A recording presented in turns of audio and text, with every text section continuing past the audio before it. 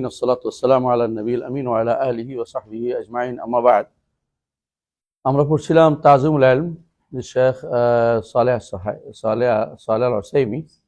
আল উসাইমির তাজিমুল ইলম গ্রন্থটি পড়তেছিলাম। আমরা এখন 16তম অধ্যায়ে আছি, তাই না? জি, পড়ি একটু। توقير مجالس العلم وإجلال أوعيته। তাওকিরু মাজালিসিল ইলম, মজলিসে বহু বচন মাজালিস, ইলমের মজলিসে সম্মান করা, এবং আওয়াইয়া, যে সমস্ত ইলম যেগুলো ধারণ করে, যে সমস্ত জিনিস ইলম ধারণ করে, যে সমস্ত জিনিস ইলম ধারণ করে সেটাকে মর্যাদার চোখে দেখা। কি জিনিস এটা? কি জিনিস এটা? ইলম ধারণ করে কারা? আলেমরা। হ্যাঁ, পড়েন, সামনে আসেন। হ্যাঁ, ومجالس العلماء كمجالس الأنبياء। আলেমদের মজলিস নবীদের মজলিসের মতোই। قال سهل بن عبد الله তুস্তারি, ওনাকে তুস্তার। হ্যাঁ, من أراد أن ينظر إلى مجالس الأنبياء فلينظر إلى مجالس العلماء. يجيء الرجل فيقول يا فلان أي شيء تقول في رجل حلف على امرأته بكذا وكذا. মান আরাদা আন ইয়ানজুরা ইলা মাজালিসিল আম্বিয়া। নবীদের মজলিস থেকেও থাকতে পারিনি আমরা, তাই না? কিন্তু নবীদের মজলিস বাদ দিয়ে যদি কোনো আলেমদের মজলিস দেখতে চাও, বর্তমানে আলেমদের মজলিস দেখতে হবে। এজন্য দেখাও, অন্য সবচেয়ে সুন্দর জায়গা হচ্ছে মসজিদ নববীর দার্স। যদি একবার বসতে পারো, দেখবা যে কি হাইবাত নিয়ে আছে, পড়াচ্ছে, কি লিখতেছে, সবাই কেউ নোট করতেছে, কেউ পাশে লিখতেছে বইয়ের, কেউ খাতায় লিখতেছে, মানে সেই রকম। বরং জায়গা পাওয়ার জন্য একদিন আগে এসে বসে থাকে। এখানে ঘুমায় উঠে না, মানে কতক্ষণ আগে এসে বসে রয়েছে, উঠবে না, এমন অবস্থা তৈরি হয়। মানে জায়গা পড়ার জন্য মানে উঠবে না এখান থেকে। এখানে আসার জন্য আমি অনেককে দেখছি, এখানে যদি যায় কিছু একটা রেখে দেবো, 3টা 4টা যাতে করে বসতে না পারি, বাথরুমে গেলে। নামাজের টাইমে অত পিছনে, নামাজের টাইম অসুবিধা, নামাজের সামনে হয়, এখান পর্যন্ত আসে না। কিন্তু এইভাবে তারা লেগে আছে, মানে সবসময়ের জন্য। হ্যাঁ, يجيء الرجل فيقول ها يجيء الرجل فيقول يا فلان أي شيء تقول في رجل حلف على امرأته بكذا وكذا. فيقول طلقت امرأته. ويجيء آخر فيقول ما تقول في رجل حلف على امرأته بكذا وكذا. فيقول ليت يحنث بهذا القول وليس هذا إلا لنبي أو لعالم فاعرفوا لهم ذلك. বলতে উদাহরণ দিচ্ছে দুইটা। একজন মানুষ আসে জিজ্ঞাসা করে, অমুক ওই ব্যক্তির ব্যাপারে তোমার কি, ওই ব্যক্তি আপনার কি মত? ওই ব্যাপারে আলেমে জিজ্ঞাসা করতেছে, ওই ব্যক্তির ব্যাপারে আপনার কি মত, যে ব্যক্তি হালাফা ইমরাতি বিকাযা ওয়া কাযা, শপথ করছে তার স্ত্রী এটা করবে এটা করবে, বলছে তালাকাত ইমরাতু, তার স্ত্রী তালাক হয়ে গেছে। আরেকজন এসে জিজ্ঞাসা করতেছে, ওই ব্যক্তির ব্যাপারে আপনার কি মত, যে ব্যক্তি স্ত্রীর ব্যাপারে বলছে একই জিনিস কাযা ওয়া কাযা। তখন বলছে তোমার ইয়াহনাস বিহাদা, এই কথাতে বলছে, কথার প্যাচ আছে, আগেরটা দিয়ে তালাক হয়েছে, এটা দিয়ে তালাক হয় না, এবং বলছে যে এটা শপথও ভাঙে নাই, অথচ কথা একই মজলিসে হচ্ছে। এই যে বুঝার বেশ কম, একজনের তালাক হচ্ছে, একজনের শপথও ভাঙে নাই। তো এই জিনিসটা লাইসা হাযা ইলা নবিয়্যিন আও লিআলিমিন, এটা বলতে পারে হয় নবী নইলে আলেম বলতে পারে।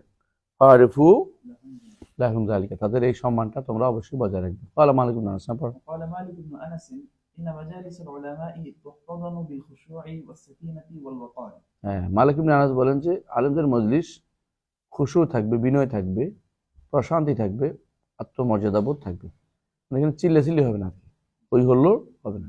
কিন্তু হই হল্লোড় যেখানে, এখানে ইলমের মজলিস বলা হয় না। এটা সুন্দর অবস্থান দেখতে পাবো ক্লাসগুলোতে। ক্লাস যখন হয়, হই হল্লোড় করলে কিন্তু ক্লাস নেওয়া যায় না, এবং এটা একটা অতিরিক্ত হয়। এই জন্য হই হল্লোড় মজলিস আলেমদের মজলিস হতে পারে না। وقد كان مالك رحمه الله إذا أراد أن يحدث توضأ وجلس على صدر فراشه وسرح لحيته وتمكن من جلوسه بوقار وهيبة ثم حدث. মালিক যখন হাদিস বর্ণনা করতেন, তাওয়াদ্দা ওযু করতেন, এবং তার জালাস আলা সদরি ফিরাশের সামনে বসতেন, তাই না, প্রথম ভাগে। ওয়াসার হালিহিয়াত, দাড়ি আঁচড়াতেন। ও তামাক্কানা মিন জুলুসিহি বিওয়াকারিন ওয়াহিবাতিন, ভালো করে বসতেন, সম্মানের সাথে, মর্যাদার সাথে, ভয় ভীতি সহকারে। মালিকের মজলিস এমনি মাহিব ছিল, মালিকের মজলিসে কেউ কথা বলতেন, আমরা গতকালে আপনাদের বলেছিলাম। সুম্মা হাদাস, তারপর তিনি হাদিস বর্ণনা করতেন। কেন? মজলিসটাকে সম্মান করা দরকার। হ্যাঁ, মজলিসটাকে সম্মানের সাথে রাখা দরকার। আর মজলিস ওলামাদেরকেও যারা বহন করবে তাদেরকেও বহন করে। ওলামা শুধু ওলামা বাদেও আছে কিন্তু কিতাবও কিন্তু বহন করে। সুতরাং যখন দেখবেন যে কিতাবের মধ্যে ঢুকেছে এটারও রাস্তা রাস্তা ফেলা দেখেন না, এটা এলিমের সম্মান করার বিষয় রয়েছে। আমার ওস্তাদে আমাদের বলতেন, যখন বই চাইতাম, আল্লাহ জান্নাত নসিব করুন আব্দুর রহিম সাহেব, হুজুর একটা বই একটু নিচ্ছেও, ঠিক আছে, বালিশ বানাবে না, উড়াজাহাজ বানাবে না, বুঝছো? বালিশ বানাবে, উড়াজাহাজ না, আর কি উড়াজাহাজ, বুঝছো? মানে এই উপরে ছেলে মারা না, এটা না। বালিশ বানালে তো মাথা নিচে দিয়ে শুয়ে দেবে না। আর উড়াজাহাজ হচ্ছে শুয়ে পড়িও না, এমনি পাশ করে পড়বে উড়াজাহাজের মতো, এদিকে উড়ে গেছে বা বই পড়ে গেছে, তুমি ঘুমিয়ে গেছো, বুঝছো না? শুয়ে বই পড়তে পারবে না, বসে সুন্দর করে বই পড়বে। উড়াজাহাজ ওদের ভিতরে উড়াজাহাজ বানাই দিচ্ছি, বইটা উড়ে ফেলাই দিবি, ছিঁড়ে দেবো, বইটার বাঁধ ছিঁড়ে দেবে, বুঝছ না? আর বলছে খাবার দাবার টেবিল বানাইবে না, এটার উপরে কিছু খাইবে না, বুঝছো? অনেক আছে পরোটার মধ্যে খাওয়া, ছিটার মধ্যে খাওয়া শুরু করে দিবে। তো ওদের তিনটা করতেন সবসময়, যে একটা করতে পারবি না এই শর্তে, শুধু শর্ত মানছি, যা ঠিক আছে দেখি আমি ঠিকঠাক করে দেখে দিই, ঠিক আছে, এরপর আটটা দিত, নাহলে বই দিত না, থাক জিনিস না, নষ্ট করলি, বইয়ের মূল্য আছে, বুঝলেন কথাটা? আউল ইলম। আচ্ছা যাক, আসুক, এরপরে পড়ি। ওখানে আব্দুর রহমান الرحمن بن مهدي لا يتحدث في مجلسه ولا يبرى فيه قلم ولا يتبسم فيه أحد. হ্যাঁ, আব্দুর রহমান ইবনে মাহদি কে জানো তো? আমিরুল মুমিনিন ফিল হাদিস, উনি একজন বিখ্যাত। লা ইতাহাদ্দাসু ফি মাজলিসি, তার মজলিসে কেউ কথা বলতো না। ওলা ইউবরি ফি কলম, ইউবরি বলছো কলম, বুঝেছো? বাররি বলে, বাররাইয়া বলে, যেটা দিয়ে ওই কাঠ পেন্সিলের ঘুরায় না, কাটার করে কলম কাটতো না কেউ, খুব ভয়, কেন শব্দ শুনে যাবে, ঘর ঘর শব্দ হবে, শব্দ করতো না। ওলা ইতাবাসসামু ফি আহাদ, এখানে কেউ হাসাহাসি করতো না। ওখানে ওয়াকিবুল জারার, كان وكيع بن الجراح في مجلسه كأنهم في صلاته. আল্লাহ, মজলিস, তার মজলিসে যেন এমন ভাবে থাকতো মানুষ যেন কিসে আছে, সালাতুন। ফাআলা তালিবুল ইলমি, وعلى طالب العلم أن يعرف لمجالس العلم حقها فيجلس فيها جلسة الأدب ويصغى إلى الشيخ ناظرا إليه فلا يلتفت ফা আছে নাকি? غير ذلك. ফা আছে নাকি? فلا يلتفت عنه. ফা আছে না? আমার কাছে ফা নাই। আচ্ছা, হ্যাঁ, ফাআলা তালিবুল ইলম, তালিবুল ইলম উপর কর্তব্য হচ্ছে আইয়ার ফামালি মাজালিস ইলম হাক্কা, ইলমের মজলিসের হক যেন সে বুঝে, জানে। লা ইয়ালতাফিতু ফায়াজলিসু ফি জিলসাত আদব, বসলে আদবের সাথে বসবো। ইয়াসগা ইলা শেখ নাযরা ইলাইহি লা ইয়ালতাফিতু আনি মিন গায়রি দর, এদিক সেদিক বেহুদা তাকাবে না, এটাই তো না? ولا يضطرب لضجة يسمعها ولا يعبث بيديه أو رجليه. ওলা ইয়াত্তারিবু লিদাজ্জাতিন ইয়াসমাউ, শব্দ শুনলে দৌড় দিবে না। তোমরা ওই কাহিনী জানো, মালিকের দরবারে একবার হাতি আসছিল, সব দৌড় দিছে, কিন্তু ইব্রাহিম আলাইহিস সালাম বসে আছিল, তো সে কিন্তু তারটাই বরকত হয়েছে। ওলা ইয়াত্তারিবু লিদাজ্জাতিন ইয়াসমাউহা, হ্যাঁ, ওলা ইয়াবাসু বিয়াদাইহি, হাত নিয়ে এরকম করবে না, হ্যাঁ, লাফালাফি করবে না, হাত নিয়ে, অথবা কেউ কেউ আসে সারাক্ষণ ইয়া ভাঙে, কি আঙ্গুল ফুটায়, আর রিজলাই, অথবা পা টানাটানি করবে না, ولا يستند بحضرة شيخه ঠেস দিয়ে বসবে না, ولا يتكئ على يده হাতের উপরে ঠেস দিবে না, হাতের উপর দিবে না। ولا يكثر التنحنها والحركة. তানাহনু বুঝো? ولا গলা খাকারি বেশি দিবে না, যদি লাগে আটকে গেলে দিবে। ওলা হারাকা, নড়াচড়া কম করবে, হ্যাঁ। ولا يتكلم مع جاره. পাশের লোকের সাথে গল্প করবে না, এটা তোমাদের খুব বেশি হয় আর কি। ওই যে আতসা, وإذا عطس خفض صوته. যখন হাসি দিবে তখন আওয়াজ দিবে, হাসি এমন জোরে দেয় এখন মানুষের 3 বারে খবর গেছে। وإذا تثاءب ستر فمه بعد رده জাহদাহু, আসলে কি এটা দুইটা জিনিস আছে কিন্তু, হাসির শব্দ যত দূরে দিবে এটা কি উপকার বেশি হয়? কিছু না, এটা হলো জাস্ট ব্যাটাগিরি দেখানো, বুঝছিস কিনা? হাসির শব্দ যতটুকু হাসি না দিলেই না, ওটুকু দেওয়া উচিত। আওয়াজ, এটা নিষেধ আসছে হাসির শব্দ দেওয়া, বুঝতে? ঠিক অনুরূপভাবে হাই তোলা শব্দ করতে নিষেধ আসছে, হাই তোলাকে রদ করতে বলছে, মানে না তুইয়া যদি থাকতে পারে তো বিশাল উপকার। আর যদি তুলতেই হয় তাহলে হাত দিয়া দেখুন, হাতের পিঠ দিয়ে আর কি, হাত দিয়ে পিঠ দিয়ে। আর যদি সলাতের মধ্যে কেউ কেউ বলছে ডান হাত দিকতে বাম হাত না লাগাইতে, কেন বলতো? হুম, মাস্ক মানে মুখের সামনে কোনো কাপড় বা আগুন সেটা হাত দেওয়া জরুরি। এটা বন্ধ হইতে আছে, তখন চাপা চেপে থাকা জরুরি। আর কেউ যে আউ করতে থাকে, এটা তো অস্বস্তিকর। শয়তানও হাসে, মানুষের কাছে অস্বস্তিকর। হাই হুই মানে হচ্ছে তার ঘুম আসতেছে, কিন্তু সত্য হাই হুই মানে তার দুর্বলতা আসতেছে, তাই না? আর হাসির ব্যাপার হাদিসে আছে, জোরে হাসির নিষেধ আসছে কিন্তু হাদিসে, খাবার দাওয়া তো। সুতরাং আর মজলিস তো আরো বেশি দরকার, এটা তো এমনিতেই, আর মজলিসে তো আরো বেশি এই আদব রক্ষা করা দরকার। সলাতে ডান হাতে ও সালাত কেন ডান হাতে? দেখো তো বাম হাত কেন? সালাতে বাম হাত তো স্থায়ী হয়ে গেছে, হ্যাঁ, ডান হাত তো উঠে না, পৃষ্ঠ বসে। ডান হাতে কোনো কিছু নিতে হয়, দিতে হয়, এই জন্য এটাও এই জন্য বাধা দিতে হয়, ডান হাতটাই নয় আর কি। সালাতের মধ্যে এটা বলে আর কারণ, বাম হাত গেলেও কিছু হবে না, কারণ এগুলো সরাসরি কোনো নস নাই, নস নাই, যে নস নাই এটা তো জোর করার কিছু নেই। আলেমদের হচ্ছে ডান হাত ব্যবহার করে কেন? সালাতের মধ্যে ডান হাতটাই বেশি ব্যবহৃত হয়, উপরে থাকে তো, এর নিচে থাকে, এই জন্য যাইতে সুবিধা। আর এটা হলে সরাইতে হলে সরাই উঠতে, এই জন্য এটা বড় কোনো কারণ নাই। আলম এটা বলে, হানাফি মাযহাব বলে ডান হাত দিয়ে বাধা দিবে, তাও দিবে পিঠ দিয়ে। পিঠে বুঝছি, এদিক দিলে তো আবার ইয়া লাগবে, পিঠে হলে পিঠে থেকে গেল, মালিকের হাত বাঁধে না, এই জন্য মালিকের দুই হাত দিবে নাকি না? وينضم إلى توقير مجالس العلم إجلال أوعيته التي يحفظ فيها। এই এতক্ষণে বলছি, বুঝছো তো? কোথায় জমা করে আলেম? কিতাবে। এটা বলছে এর সাথে জড়িত হবে, যেমন মাজলিসকে তুমি সম্মান করবা, যেখানে তুমি কিতাব আলেম জমা করবে সেটাকে তুমি সম্মান করতে হবে। কি বলবে? হ্যাঁ, وعمادها الكتب এমাত ওয়াল কুতুব, এই তো কিতাব, মানে যে সমস্ত কিতাবের উপর তুমি পড়তেছো বা লিখতেছো, খাতা ওগুলো। হ্যাঁ, فاللائق بطالب العلم صون كتابه وحفظه وإجلاله والاعتناء به فلا يجعله صندوقا يحشوه بوضائعه হ্যাঁ, বুঝছো তো? তালেব ইলমের উচিত হচ্ছে তার কিতাবটাকে হেফাজত করবে, সংরক্ষণ করবে, সম্মান করবে, এর গুরুত্ব দিবে। সেটা সন্দুক বানাবে না। সন্দুক বুঝো কিনা? কিতাবের ভিতরে সব কিছু রেখে দিছে, খাবার দাবার সহ।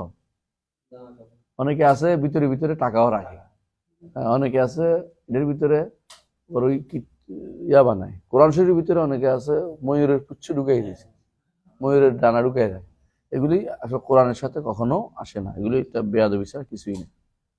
তো অনেকে আছে আমানত রাখার, ওলা ইয়ে জালো বোক, আর বোক বুঝছো নি? বোক আন অর্থ হচ্ছে, বোক অর্থ হলো যেটা দিয়ে মানুষের ফাঁসি বাঁধায় না, সুঙ্গা, সুঙ্গা বানাবে না, বুঝতে পারে? যেটা সুঙ্গা বানাবে না, বুঝছিস তো? বইরে এরকম করবে না, ওদা ওদা, وضعه بلطف وعناية হ্যাঁ, দফাস করে ফেলবে না, খুব সাবধানে ফেলবে। হ্যাঁ, رمى إسحاق بن راهويه يوما بكتاب كان في يده فرآه أبو عبد الله أحمد بن حنبل رحمه الله فغضب وقال أهكذا يفعل بكلام الأبرار؟ চিন্তা করে দেখো, ইসা ইবনে রাহওয়ী উনি ইমাম, আবু আব্দুল্লাহ ইমাম, আবু আব্দুল্লাহ আহমদ ইবনে হাম্বল দুজন ইমাম, দুজনের বক্তব্য আমরা প্রায় নেই। হাদাল হাদাল হাদা মাযহাবু ইসহাক, হাদা মাযহাবু আহমদ ইবনে হাম্বল, তাই না? অথবা এক ইমাম আরেক ইমামেরা দিছে দিছে রাগ করছে একের মতো। জোরে ফেলছে কেন বইটা? জোরে ফেলছে কেন? যে নেককারদের কথা এর মধ্যে আছে, তুমি এটা জোরে ফেলছো কেন? মানে বইটা উড়ে দিছে আর কি, বুঝলেন? এতে করে উনি ইমাম আহমদ ইবনে হাম্বল এটার ব্যাপারে রাগ করছে। কঠিন ব্যাপার, অথচ ইমাম, তিনিও ইমাম। কে? ইসহাক ইবনে রাহওয়ী। রাহওয়ী কেন বলে কথা? রাহওয়ী কেন বলে? হ্যাঁ, মুহাদ্দিসিনরা বলে। কেন বলে দেখো?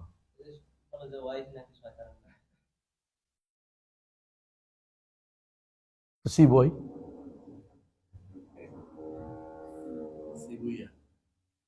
সিবুইয়া, নেফতয়, সেব অর্থ কি ফার্সিতে? সেব, সেব হচ্ছে আপেল, আপেল। সিবই অর্থ কি? আপেলের গ্রান। গ্রান বা যা লেগে থাকে যা আপেল। নেফত হয় কেন বলছে? পেট্রোলের গ্রান। নেফত তাহলে পেট্রোল, মানে কেরোসিন, খনিজ কেন থাকতো। এটা হলে ত্রা হয় কেন বলছি? রাহ তো রাস্তা, অবশ্যই ফার্সি শব্দ। মুর্শিদ হ্যাঁ, রাস্তা দেখাচ্ছেন। না না, ওই হিসাবে না, ওই হিসাবে না, ওই হিসাবে না। যেমন ওর বাপের ইসহাক ইবনে ইব্রাহিম রাহ হয় বলা হয়তো, কোন মানুষকে পথ দেখাইতেন এরকম কিছু ভাবে, অথবা রাস্তার মধ্যে কাজ টাজ করতেন এরকম কিছু, পুরোপুরি কোনো ইতিহাস নেই। তবে এটা হচ্ছে কথা যে ওটা লকব, রাহ হচ্ছে রাস্তা, আর ওয়াই হচ্ছে যে যেটাকে মুলাজামাত করে এটাকে ওয়াহি বলে। যে যেটা মুলাজামাত করে, যার সাথে যেটা সবসময় সংযুক্ত থাকে, রাস্তার সাথে সংযুক্ত, আপেলের সাথে গন্ধের সংযুক্ত, নিফতের সাথে সংযুক্ত, সিবওয়াই, নেফতাওয়াই, রাহওয়াই, আরো কত আছে ওয়াই। হ্যাঁ, এগুলি এই ফার্সি শব্দগুলো, তো দুইটাই ফার্সি, কিন্তু কোনো রাহও ফার্সি, ওয়াইও ফার্সি। কেন ওইগুলি কেন আসলে ঢুকলো? ওরা তো আরবিয়ান কথাবার্তা বলতেন। আরবরা যেখানে যেখানে ভাষা নিয়ে ঢুকছে ওইটা একটু বেদাত কম হয়েছে। যেখানে ভাষা নিয়ে ঢুকে নাই ওখানে ভাষার কারণেও একটা বেদাত ঢুকছে, অন্য অন্য ভুল ঢুকছে। তো দাদা পরদাদা তো আর ইমানদার ছিল না, পরবর্তী লোকরা তো ইমানের ওলা, তাই না? তো ওনাদের সময় তো এসে এটি ইসহাক এবং ইব্রাহিম হয়ে গেছে, পরবর্তী আগে তো ছিল না। বারদিসবা ছিল না, যদি মানে আবু হানিফা রহমতুল্লাহ নাম, ইমাম বুখারী রহমতুল্লাহ, আবু হানিফার মধ্যে মা একটা আছে, এটা বলতেছে জুতি, জুতি বিন মাহ, জুতি বিন মাহ, বুঝলেন? জুতি না জটি, পরীক্ষা করে দেখো। বলা ইত্তাকা আল কিতাব, ولا يتكئ على الكتاب أو يضعه عند قدميه কিতাবের উপরে ঠেস দিবে না, পায়ের কাছেও রাখবে না, এদের নিচে রাখা যাবে না। وإذا كان يقرأ فيه على شيء তাতে করে উপরে উঠেছি, ভালো হয়েছে। ওই যে কানা ইয়াকরাউ ফি আলা শাইখিন رفعه عن الأرض وحمل بيديه হামালাহু বিয়াদাইহি, وحمله بيديه পড়তে হলে ওস্তাদের কাছে এটা উপরে রাখতে হবে, জমিনের উপরে, জমিনের মধ্যে রেখে পড়বে না, দুই হাত দিয়ে, দুই হাত উপরে উঠবে, তাই না? দুই হাত তুলে রাখবে, এটা হামালা বিয়াদাইহি, এমনি উঠে পড়বে। তো কিন্তু সমস্যা হচ্ছে, হ্যাঁ, রান্নাটা আদব হইল না, কোনোভাবেই না।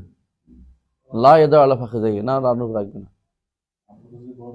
আর কি যদি টেবিল থাকে তো বাঁচলো, টেবিল থাকে তো বেঁচে গেল। হাতের মধ্যে অথবা টেবিলের মধ্যে রাখবে। রান্নার উপর রাখলে তো তুমি তো সেই মানসম্মত করলে। কোরআন শরীফ কি রান্নার উপর রাখা যায়? বুঝছো কথাটা? কারণটা কেন? আসলে তো এটা আসলে সম্মানের জায়গা নয়, এটা কোনোভাবেই না। তো কিতাবগুলো তুমি রান্নার উপর রাখতেছো কেন? তো আমরা অনেককে দেখতাম মাঝে মধ্যে, বিশেষ করে আমাদের আফ্রিকান ভাইদেরকে মাঝে মধ্যে নিচে রাখতো ওরা।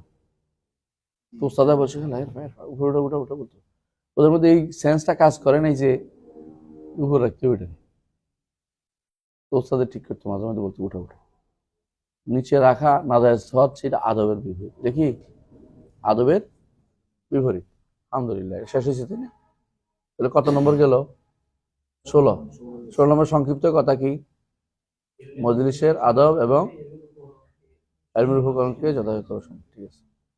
17 নম্বর, الذب عن العلم والذود عن حياضه দাব আন ইলম, ইলমের ব্যাপারে কেউ কোনো কিছু বললে এটা প্রতিরোধ করা। দ্বীনি ইলমের কথা অবশ্য, দ্বীনি ইলম থেকে প্রতিরোধ করা, মানুষ উল্টাপাল্টা কথাবার্তা বলবেই, এগুলো থেকে প্রতিরোধ করতে হবে। না না, এটা ঠিক আছে, ইলম অর্জন করতেছে, ভালো, প্রশংসা করতে হবে। তো এটার কোনো উল্টাপাল্টা কথা সমর্থন দেওয়া যাবে না, বুঝতে পারছি? যেমন অনেকে আছে নাস্তিক টাইপের মানুষ, আলেমদের পিছনে লেগে থাকে। হুজুর নামাজ পড়ে কি হবে? হুজুর তো এটা করছে, দোষটা দিচ্ছে নামাজের। হুজুর এত পড়ে কি হয়েছে? হুজুর দিয়ে অন্যায়টা করছে, দোষটা হয়ে গেছে পড়ার। তখন বলতে হবে পড়ার সাথে এটা মিলাবেন না, ব্যক্তি চরিত্র ভিন্ন, আল্লাহর কিতাব এবং রাসূলের হাদিস ভিন্ন, এবং ফিকহ ফিদ্দীন ভিন্ন, শরিয়া ভিন্ন, এটার সাথে কোনোভাবেই খারাপ ভাবে নেওয়া সুযোগ নেই। হ্যাঁ, পড়ো। إن للعلم حرمة وافرة توجب الانتصار له إذا تعرض لجنابه بما لا يصلح ইজা তুআরিদ না তুআরিদা, إذا تعرض لجنابه بما لا يصلح এলম এলমের হচ্ছে পূর্ণ মর্যাদা, এর পক্ষ নেয়া, সাহায্য, এর পক্ষে দাঁড়িয়ে যাওয়া, সাহায্য করা, এলমের পক্ষ নিয়ে সাহায্য করা, এটা ওয়াজিব। যখন এর জানাব মানে কি,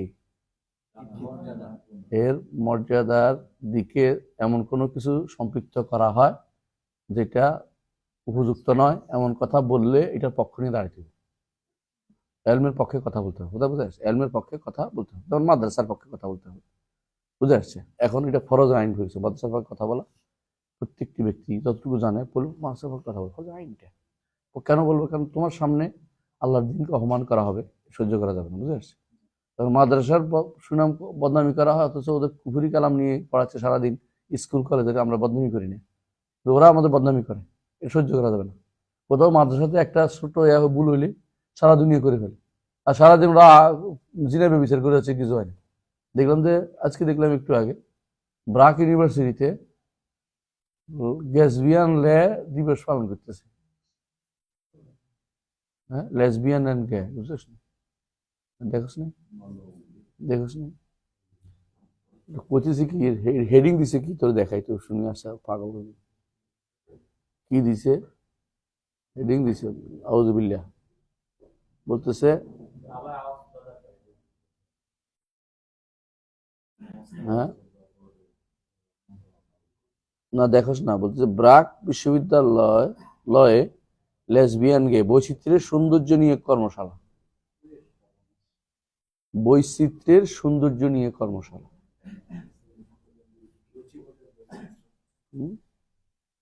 হ্যাঁ, যে যেটা রুচিতে কুলো আর কি, হ্যাঁ, যার যে রুচি আর কি, যার যে রুচি।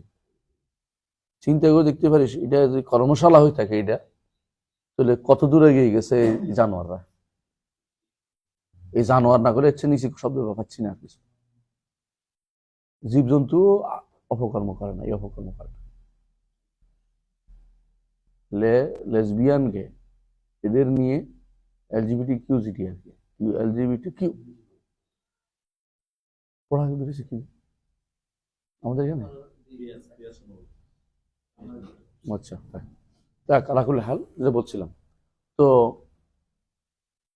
এই এলমের যে সমস্ত মার্কাজ আছে, এলমের যে সমস্ত প্রতিষ্ঠান আছে, এগুলির বিরুদ্ধে কথা বললে অবশ্যই তোমাকে প্রতিরোধ করতে হবে, পক্ষে দাঁড়াতে হবে, দায়িত্বের ভিতরে পড়ে। কারণ হচ্ছে এরা এখন এলএমকে চর্চা চাচ্ছে না, এগুলি বদনামি করে বন্ধ করতে চাচ্ছে। আমি এরকম বহু ব্যক্তিকে দেখেছি যারা এমনি দিন ভালোবাসে কিন্তু মাদ্রাসা অপছন্দ করে, বুঝছো? মাদ্রাসা অপছন্দ করে, মাদ্রাসা পড়ুয়াদের অপছন্দ করে, দুইটাই করে।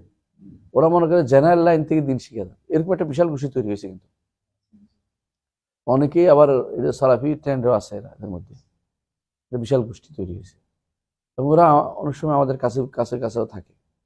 ওরা সাধারণত ওইটা দিয়েই তাক লাগাইতে চেষ্টা করে। কি করবে জানো? কিছু একটা বলবে যে আমরা এখন দেখাবো, ডকুমেন্টারি দেখাবো,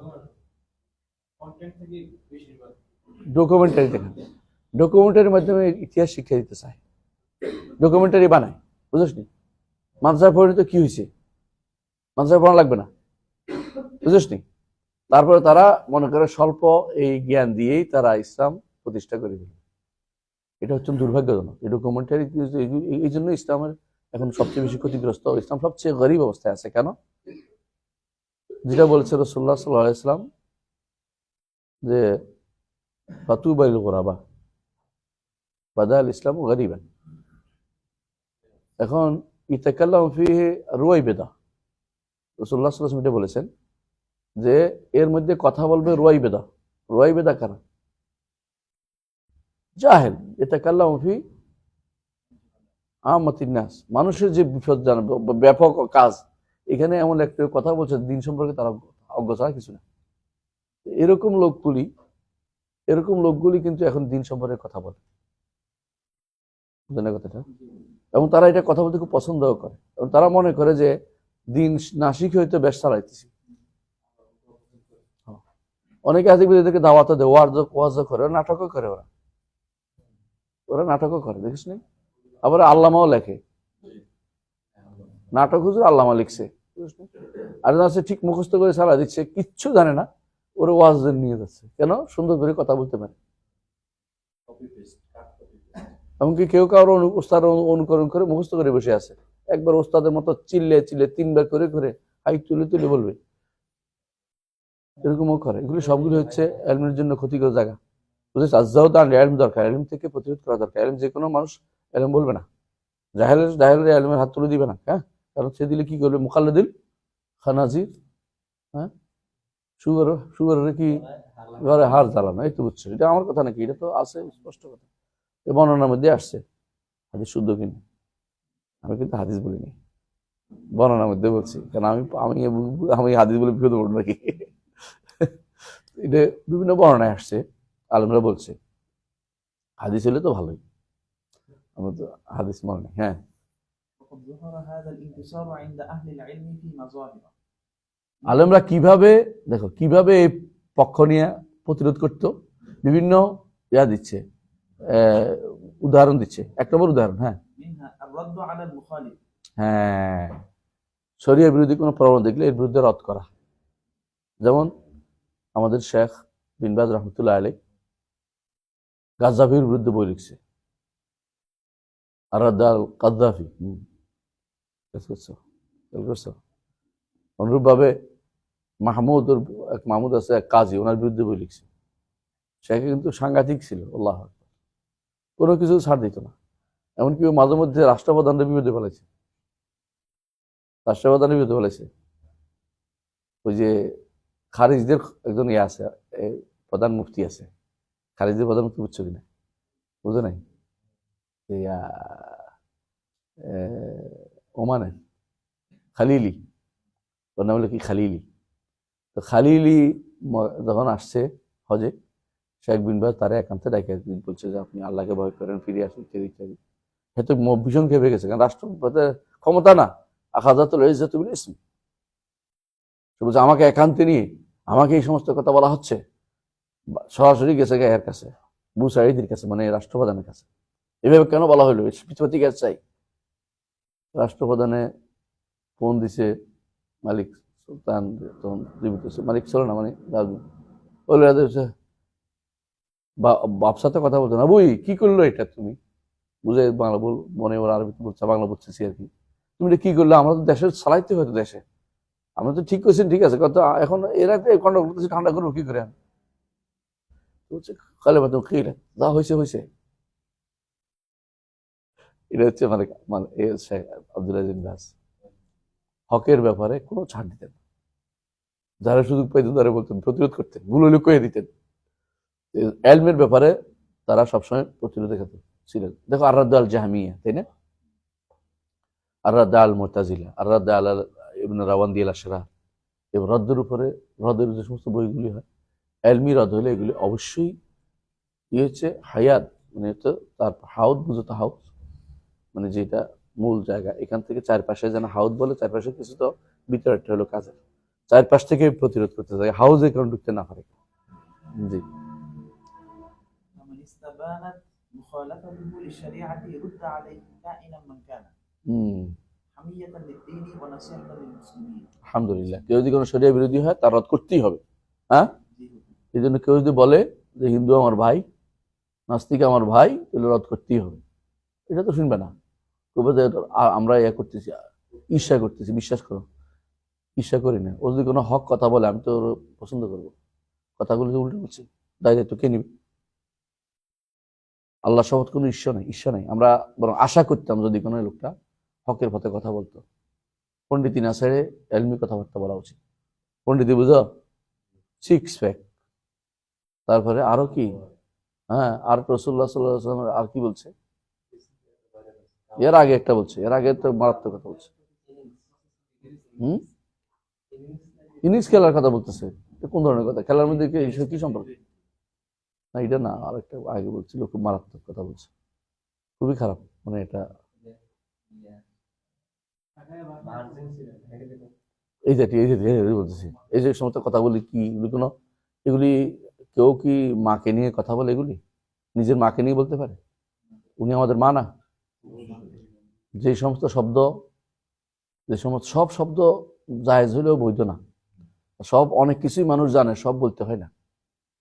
জগতের অনেক কিছুই মানুষ জানে, সব পপ পপ পপ পপ বলতে হয় না।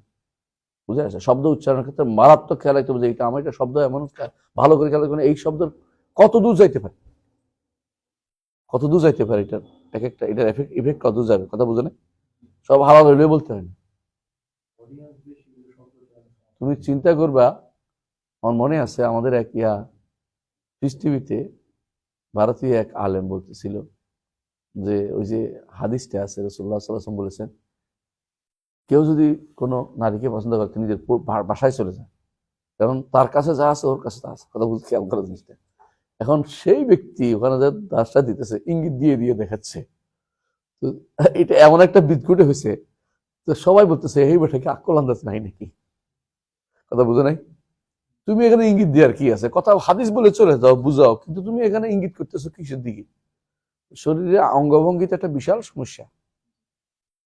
একজন মানুষ দেখবে যে এখানে বাড়তি কথা না বলে আমি হক কথাটা বলে দিই, যে বলার দরকার যেটা বলতে হবে।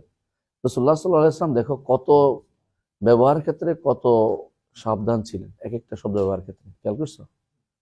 এমনকি দেখো রাসূলুল্লাহ সাল্লাল্লাহু আলাইহি ওয়াসাল্লাম বাথরুম এর জন্য শুধু শব্দ ব্যবহার করছে গায়েত, নিচু জায়গা। গায়েত তো নিচু জায়গা, গৌতা থেকে না, নিচু জায়গা, নিচু জায়গা শব্দ ব্যবহার করছে। মাযহাব ব্যবহার করছে, যাওয়ার জায়গা, খেয়াল করছো? কোনো একটা শব্দ মানে যেটা অতি বেশি হয়, অপরিচ্ছন্ন হয়, এটা রাসূল জীবনে ব্যবহার করেন।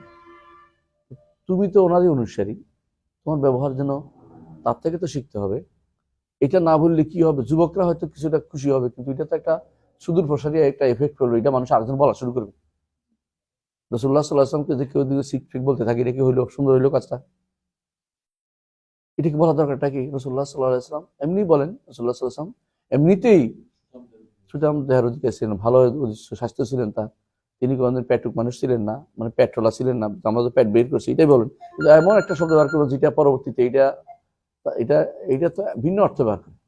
এখন তো মানুষ ব্যায়াম করে করে সিক্স প্যাক বানাচ্ছে, এটা বলে কি রাসূল কি এটা বানাইছে নাকি?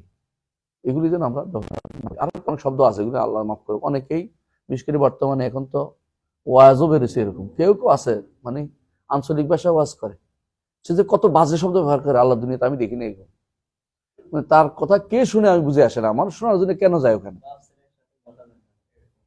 বসা যায় না তো, আজে বাজে কথা বলে, এবং এমন এমন কথা বলে আমার জীবনে আমি কেমনে শুনলো, এটা মানুষ শুনলো কি করে, এটা আমার চিন্তা করতে পারিনি। তোর এলাকার ফেসবুকে দেখলাম যে একজন মানে রাসূল সাল্লাল্লাহু আলাইহি ওয়াসাল্লাম যে নিয়ে চড়াতেন, এটা বলতে গিয়ে বলতেছে যে রাসূল সাল্লাল্লাহু আলাইহি ওয়াসাল্লাম রাখালগিরি করতেন। এটা আলাদা, এটা আরেকজন বলছে যে রাখালগিরি করতেন।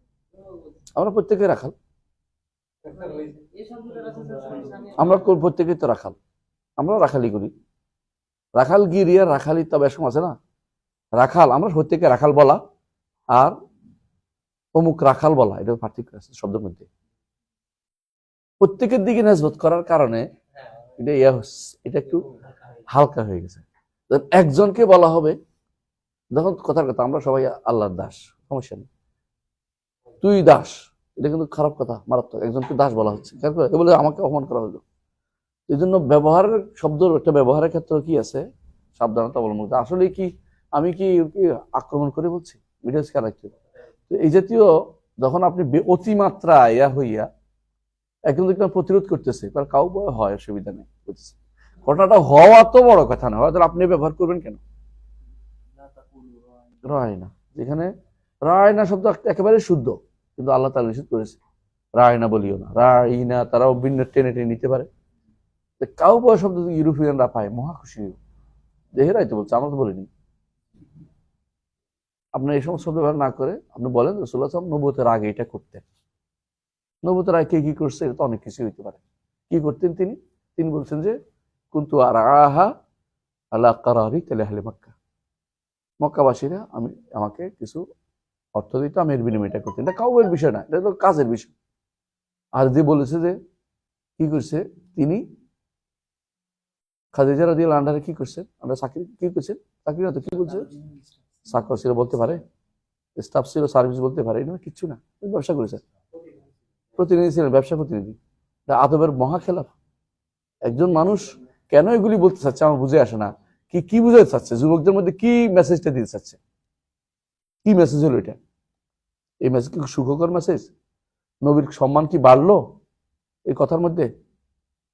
যেখানে আমরা রাসূলুল্লাহ সাল্লাল্লাহু আলাইহি ওয়াসাল্লামের আগের কাজগুলোকে আমরা, তিনি ভালো দিকগুলো আমরা তুলে ধরি সবসময়, এবং ভালোই তুলে ধরি, ভালোভাবে তুলে ধরি সবগুলি।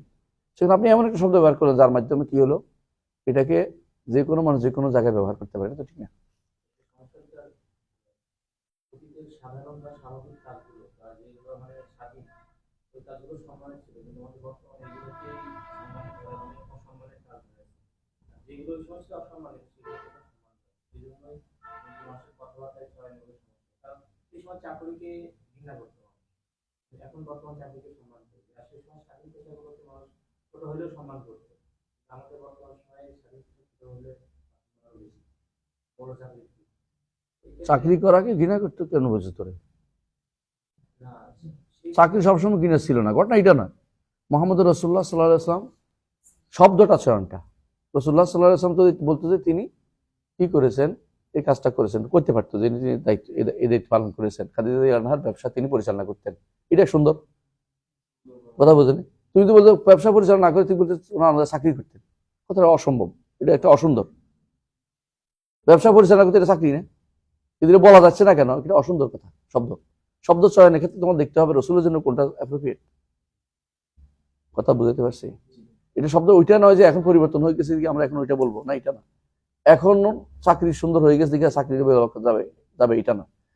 আমার দেখতে হবে যে এই শব্দ আসলেই গোড়ার দিক থেকে এটা কেন বিতর্কিত শব্দ কিনা। সামনে আগে, হ্যাঁ, তাহলে 1 নম্বর হচ্ছে কি রদ্দ আল মুখালিফ। 1 নম্বর কি রদ্দ আল মুখালিফ। হ্যাঁ, ولم يزل الناس يرد بعضهم على بعض كما قال الإمام أحمد رحمه الله، لكن المرشح لذلك هم العلماء لا الدهماء। আহসানতা লাদ্দাহামা, মানে আলেমরা কিন্তু সবসময় এই রডটা করতো এলমের মর্যাদা রক্ষার্থে, এলমের মর্যাদা রক্ষার্থে রডটা করতো। যেমন রাদ্দা আলা সুবুকি, রাদ্দা আলা অমুক, হ্যাঁ, তো এরকম বই লিখছে আলেমরা যুগ যুগ। কিন্তু এই কাজটা কে করবে? সাধারণ মানুষ না। আমাদের সমস্যা হচ্ছে যে কেউ রদ লিখতে শুরু করে দেয় এবং তার রদ হয় না, এটা তারা বুঝাবো কিন্তু বোঝানোর সমস্যা, সে তো বুঝেই না এটা। এই জন্য রদ দেখার ক্ষেত্রে আলেমের দরকার, সাধারণ মানুষ এই কাজটা আগাবে না। এটা কাজটা লিখতে হবে, লিখতে জরুরত আছে, কিন্তু অবশ্যই এটা আলেমের মাধ্যমে হতে হবে। যে জানে সে করবে, যে জানে না সে আরো বেশি ক্ষতি করে দিবে। তার রদের ভিতরে আবার রদ আসবে, এরকম রদের রদ শুরু হয়ে যাবে, রদ ফাইল হয়ে গেছে একটা। مع لزوم الأدب وترك الجور والظلم। রদ করার ক্ষেত্রেও আদব রক্ষা করতে হবে এবং কারো উপরে জুলুম করা যাবে না, যেটা বলে না এটা বলানো যাবে না জোর করে। কিছু মানুষ আছে এখন না, সবসময় ছিল, সবসময় এরা ছিল। এরা কারা? লাওয়াজিম ধরে ধরে কাউকে ইচ্ছা করে আটকানোর জন্য তার কথার অর্থ 3 রকম করবে, এটার অর্থ এটা। আমি এটা দেখছি বর্তমানে সৌদি আরবে এরকম কিছু লোক আছে, তারা কি করে, বাংলাদেশে তো এটা আছে, কাটা একটা অংশ দিবে, বেদার লাগানো, হ্যাঁ, আদব রক্ষা না, তারা জুলুম করার জন্য, তারপর জুলুম করতেছে। এটা সৌদি আরবে একটা দেখলাম, বোঝার জন্য বলতেছি, শেখ সুলতান ওমাইরি, নাম শুনছো তোমরা, আলেম ভালো, উনি একটা বই লিখছে, সুলতান ওমাইরি বইগুলি পড়বা, খুব ভালো। সুলতান আল ওমাইরি, হ্যাঁ, উম্মুল কোরা ইউনিভার্সিটির টিচার, ভালো আকিদের ভালো টিচার সুলতান ওমাইরি। অনেকগুলি বই আছে ওনার। একজন হচ্ছে আবদুল্লাহ, ওনার বইটাও ভালো, ওনার বইগুলিও ভালো। আবদুল্লাহ আল উজাইরি, এদের দুজন খুব ভালো লেখক, চমৎকার। আর আহমদ সৈয়দ, ওটাও ভালো, ওদের বইগুলি পড়বো, ভালো বই। আহমদ সৈয়দ, এদের কিছু ইয়াও আছে, আলোচনা আছে বিভিন্ন জায়গাতে, এগুলিতে ওই বর্তমান সমসাময়িক যে সমস্ত সন্দেহ আছে এগুলো রদ আছে, এগুলির ভিতরে ভালো। সুলতান ওমাইরির বই আছে, তিনি ওই ব্যাখ্যা করেছেন, ওয়াসিতিয়ার ব্যাখ্যা করেছেন, শেখ মোহাম্মদ বিন আব্দুল্লাহ রহমতুল্লাহর বইয়ের কিতাব তাওহীদের ব্যাখ্যা করেছেন, বুঝছো? কিন্তু যা তারা পছন্দ করে না, শব্দ একটা দুইটা আইনা, শব্দ এটা কেন ব্যবহার করছে, এটার উদ্দেশ্য তার কিন্তু এটা বোঝা গেল, বোঝা গেল এটা। এবং 1, 2, 3, 4 নম্বর স্তরে যাইয়া তারা একেবারে নিকৃষ্ট নামাই দিছে, অথচ তিনি হয়তো উদ্দেশ্য তার মাথার ভিতরে নাই। পড়লে যে কোনো মানুষ পড়লে এটা বুঝতে পারবে না, কিন্তু তারা খুঁজে ঠিকে 3 নম্বর স্তরে যাইয়ে তারা নিচে নামাই দিচ্ছে। কিছু মানুষ কিন্তু ব্যস্ত, খুবই অভ্যস্ত। এটা জায়েজ না। এটা কি? এটা হলো জুর ও জুলম, জুলুম করা। এটা হচ্ছে জুলুম করা। জুলুম করা যাবে না, আদব খেয়াল রাখতে, কারোর উপর জুলুম করা যাবে না। জুলুম করে লাজমুল কৌল দিয়ে জুলুম করে বেশি। লাজমুল কৌল বুঝো? কথার দাবি, কথার দাবি। আব্দুল্লাহ জাহাঙ্গীর রহমতুল্লাহ বলতেন না, কথার দাবি দিই আমরা মুরগি খাই, সুতরাং বাকিটা বলবো না। মুরগি ময়লা খায়, সুতরাং আমি কিন্তু বলি নেই, তোরা খাস। আমি কিন্তু এটা বলি নেই।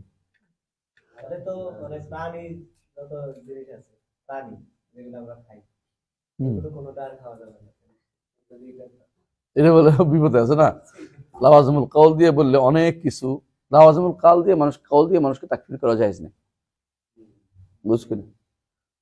মানুষকে সর্বোচ্চ আমরা সাধারণত দুই গুণ, তার মধ্যে বেদাত লক্ষ্য করি, বেদাতি বলি বা তাকফির ব্যক্তিকে করি না, কাজটাকে বলি। এই কাজ করলে কাফের হবে, এই কাজটা কুফরি, এই কাজটা কাফের হইতে, ওই কাজটা করলে কেউ কাফের হবে। কিন্তু কে করছে তুমি কাফের হয়েছে কিনা বলি না, এটা আমাদের ইয়া না, নীতি নয়। তাহলে বোঝা গেল যে লাওয়াজিমুল কওল দিয়ে কাউকে তাকফির করা এমনিতেই জায়েজ নেই, কোনোভাবেই জায়েজ নেই। তাহলে 1 নম্বর নীতি কি হলো? আল মুখালিফ, যে শরিয়া বিরোধী কথাবার্তা যার হবে, ইলমের বিরোধী কথাবার্তা হবে, তার থেকে কি করতে হবে?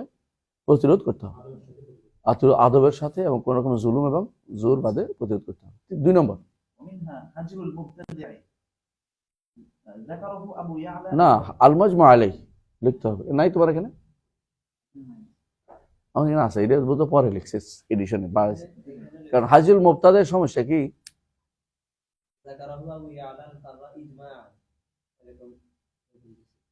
না, ইজমাটা এটাই মুজমা আলাইহি, এটা আগে হবে।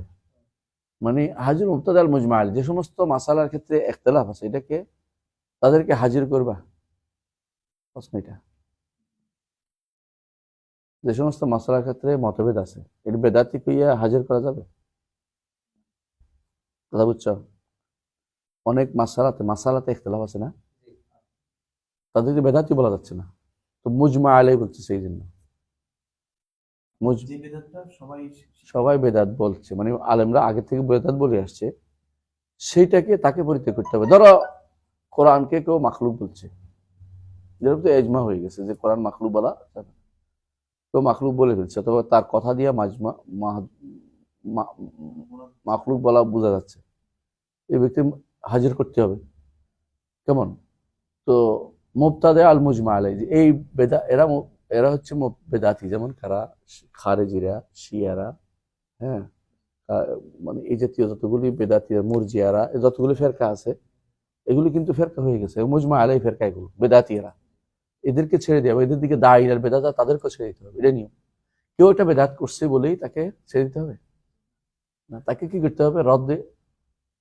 তাকে রদ্দিলা রুস্ট করতে হবে, মানে হৎপথ দেখাতে হবে, এটা ভুল ভাই, এটা ঠিক না, আপনি এটা করছেন না বেদাত, আপনি এটা করছেন, এটা কিন্তু বেদাত। কথা বুঝছো?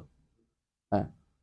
فلا يؤخذ العلم عن أهل البدع لكن إذا اضطر إليه فلا بأس. হ্যাঁ, كما في الرواية عنهم لدى মুহাদ্দিসিন লা ইউখাযু ইলমান আহলি বিদআহ, বিদআহ থেকে কোনো ইলম নেওয়া যাবে না, আমরা এটা প্রায় বলি, বিদআহ থেকে ইলম নেওয়া যাবে না। লাকিন ইযা তুররা, কিন্তু যখন বাধ্য হয় কেমন? ধরো বেদাতির কাছে কেরাত আছে, কিন্তু এরা কেরাত পারে না, কেরাত শিখতে হলে ওনার কাছে যেতে হচ্ছে। বেশিরভাগ কেরাতের সনদ যাচ্ছে জাকারিয়া আনসারি দিয়ে, হাদিসের সনদ ওনার দিয়ে গেছে। জাকারিয়া আনসারি রাহিমাহুল্লাহ, তিনি কিন্তু শাফিঈ এক, দ্বিতীয়ত আশারি। কি করবে? কোন দিকে যাবে? ওনার কাছে ওনার কাছে কই যাবে?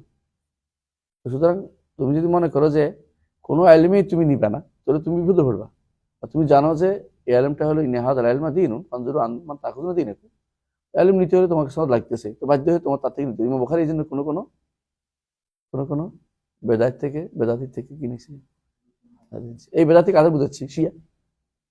ওই বেদাতিরা কবর পূজারি না, দিন থেকে বেরিয়ে গেছে, ওইটা না। কোন শিয়াতে প্রসিদ্ধ লোক থেকে তিনি কি নিছেন? হাদিস নিছেন। তারা আব্দুর রাজ্জাক হয়েছে না, আব্দুর রাজ্জাক ইবনে হাম্মাম সানাআনী, ওনার থেকে তিনি হাদিস নিছে না? হাদিস নিছে, হাদিস নিছে। এমনকি এর বাইরে উনি অনেক থেকে হাদিস নিছে, যাদের মধ্যে কি আছে? তাশাইয়ুর ছিল, কাদের কেউ কেউ ইমরান ইবনে হাইতান ওনার কাছে খাওয়ারিজদের নীতি ছিল, কিন্তু তারপর হাদিস নিছেন। কেউ মধ্যে কাদারি ডিস্টার্ব ছিল, কাদার তাকদির মাসলাতে, কিন্তু হাদিস নিছেন। কারণ হাদিসের মাসলা, হাদিসটা হয়তো এই সনদ আর পাননি তিনি আর কারো কাছে, এবং হাদিসটা সনদ শুদ্ধ, তিনি বুঝছেন যে এটা তার ইয়াতে মিলে আসছে, তো তিনি উল্লেখ করছেন। কখনো কখনো তিনি কি করছেন, ওর নিচে সাথে আরেকজনকে যুক্ত করে দিয়েছেন, আরেকজনকে যুক্ত করে দিয়েছেন। যেমন এর মধ্যে একজন হচ্ছে নোয়াইম ইবনে হাম্মাদ আল মারওয়াজি, ওনার ওস্তাদ, কিন্তু উনি একা ওনার থেকে হাদিস জানেন, আরেকজন যুক্ত করে দিয়েছেন। তাহলে তিনি জানতেন যে উনি সহিহ এবং সিহাত এবং দেওয়ার পরে গুরুত্ব দিতেন না, উনি রাদ আল মুখালিফ করতেন বেশি, কিন্তু হাদিসের সিহাত এবং দেওয়ার ব্যাপারে তিনি সবই জমা করতেন। সিহাতের ব্যাপারে শুধু সিহাত দিতেন না। এই জন্য তার কিতাবুল ফিতানের মধ্যে ফিতনাই বেশি। কিতাবুল ফিতানের হাদিস সংখ্যা কত জানিস? প্রায় 2800-এর উপরে, 2800 কাছাকাছি। শুদ্ধ কত হাদিসে জানিস? 164টা, 168টা হাদিস শুদ্ধ। কত পার্সেন্ট হইল? 1% না, এই 1%। 28 হলো 3% ভাগ করে দেখ, এই তো অঙ্ক পারে ভালো। 3.5% হচ্ছে শুদ্ধ। খেয়াল করছো, 100-র ভিতরে 3.5% হয়েছে।